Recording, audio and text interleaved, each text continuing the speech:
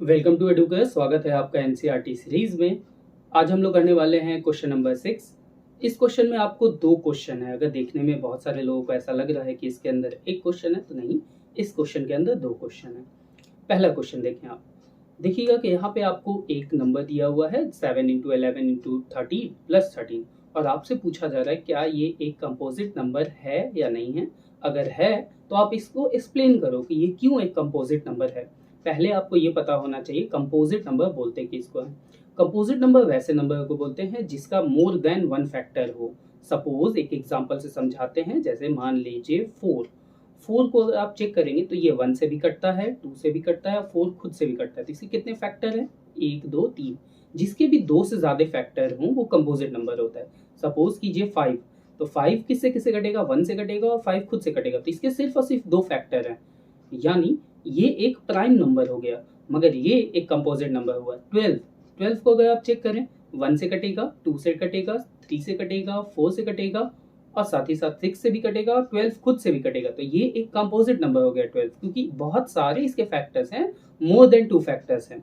तो वैसे सारे नंबर्स जिनके मोर देन 2 फैक्टर होते हैं वो सारे नंबर क्या कहलाते हैं? कंपोजिट नंबर कहलाते हैं। ठीक है, तो अब इस क्वेश्चन को अगर जब आप देखेंगे तो इस क्वेश्चन में आपसे पूछा जा रहा है कि क्या ये नंबर कंपोजिट है या नहीं है। इस तरह का कॉम्प्लिकेटेड नंबर दे दे तो हम क्या करेंगे।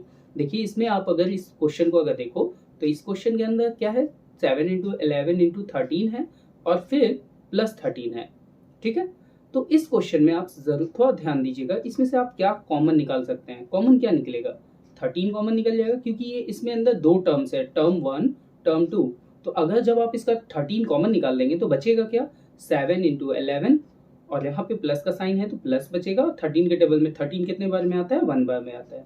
तो अगर जब आप इसको चेक करो तो आप देखोगे 13 इंटू 11 7 78 एंड प्लस 1 79। तो अगर आप 79, मतलब फर्स्ट नंबर तो आपका समझ में आ ही रहा है कि 13 से, तो जाहिर सी बात है कि ये जो नंबर होगा ये किससे किससे कटेगा। ये जो है ये नंबर 13 से कटेगा और साथ ही साथ 79 से कटेगा और साथ में 1 से तो कटता ही है। तो कितने फैक्टर हो गए इस नंबर के?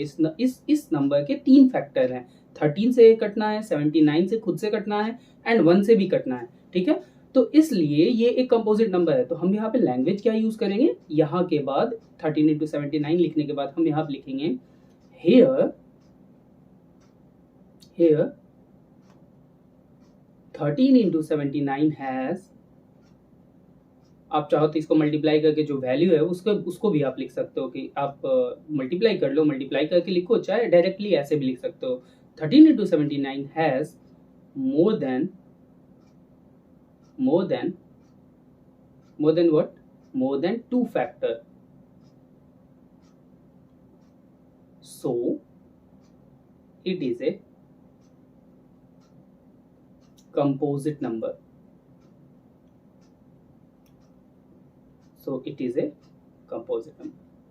इसी तरीके से आप इस क्वेश्चन को सॉल्व करके देखें कि आपसे सॉल्व हो पा रहा है या नहीं हो पा रहा है। अगर हो रहा है तो ठीक है, अच्छी बात है। नहीं हो रहा है तो आप हमें कमेंट सेक्शन में ज़रूर बताएंगे। हम इस क्वेश्चन का भी सॉल्यूशन आपके सामने अगले वीडियो में ले आएंगे। Thank you and peace out.